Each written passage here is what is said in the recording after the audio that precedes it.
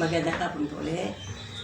Sa mga above average, and below average, or lesser privilege na mga tao, ang ating paradise ay ang Pilipinas.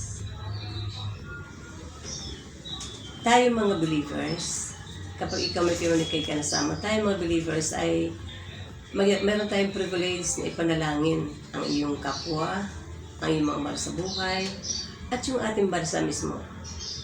Karapatan mo ipanalangin yun. Pati yung mga taong nagtatrabaho sa gobyerno, karapatan natin or ating obligasyon ipanalangin sila. Mahigit sa lahat, tulong-tulong tayong ipanalangin or i-share ang salita ng Lord. Ang mga na-reels ko sa inyo ay mga bagamat simple lamang yan, ay malaga i-share mo sa iyong kapwa-tao. Ito ang kasunod na i-share natin. Return to me and I will return to you. I will restore you